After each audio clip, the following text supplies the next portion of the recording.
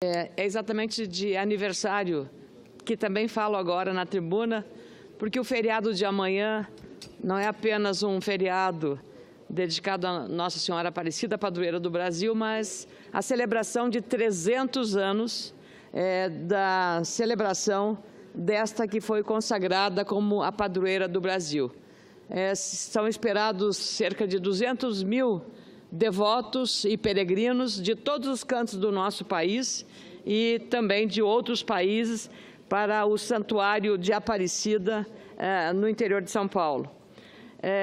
E precisamente no Vale do Paraíba, senador Cássio, onde fica o Santuário Vale do Paraíba, lá no estado de São Paulo. 200 mil fiéis, porque é a programação especial que vai ter início às 0 hora do dia 12, com uma vigília que vai continuar até às 4 horas da tarde. E 2 artigos muito interessantes foram publicados em jornais diferentes. Um artigo publicado no jornal Estado de São Paulo, no dia 7 deste mês, assinado por Dom Odilo Scherer, no Estadão. Dom Odilo Scherer trata do tema como especialista, lembrando que, levando para uma casa a humilde imagem da Virgem da Conceição Aparecida em suas redes, os pescadores começaram a honrá-la como era costume católico. A cor negra da imagem levou a uma fácil empatia dos escravos e das famílias humildes com a Virgem Aparecida. Imagens negras de Maria não são uma raridade na devoção católica e se encontram em um pouco por toda parte do mundo. Uma capelinha foi erguida e logo começaram a aparecer os primeiros sinais prodigiosos dos milagres atribuídos a Nossa Senhora Aparecida. O mais impressionante deles, como relata Dom Odilo, foi a inexplicável liberação ou libertação de um escravo fugido e recapturado. Enquanto era levado em correntes ao patrão para ser castigado, pediu para rezar diante da capelinha da Senhora Aparecida. Diante dos olhos estupefatos dos que o conduziram, as correntes caíram-lhe das mãos e dos pés, sem que a mão humana alguma as tivesse tocado. É fácil entender tal devoção à Virgem Nossa Senhora Aparecida. Por isso, como eu disse, milhares, 200 mil, talvez mais, de devotos estarão lá. E celebração que leva, como meu amigo Duda Pinto, lá da longínqua Santana do Livramento, a ir até esse santuário para revelar a sua devoção à santa. E também aqui muitos colegas senadores usam na lapela do seu paletó uma imagem de Santa Aparecida, acreditando certamente por isso uma homenagem a milagres a ela atribuído, beneficiando a sua família. E o jornalista, escritor Rodrigo Alvarez traz um pouco da picardia, talvez pela forma leve de escrever, também, antes de Pelé e o samba, a Aparecida ajudou a dar uma cara ao Brasil.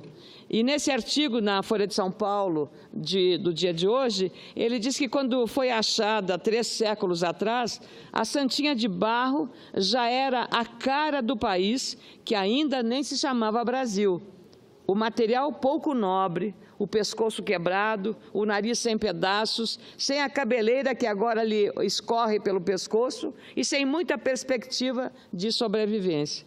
Mas aos poucos, continua Rodrigo Alvarez, a Santinha foi ganhando fama de milagrosa. O povo começou a deixar-lhe doações cada vez maiores. A igreja acordou e abraçou aquele culto proibido que atraía multidões à casa de um pescador que recolheu nas suas redes aquela imagem com tantos defeitos, a imagem do pescador que a recolheu.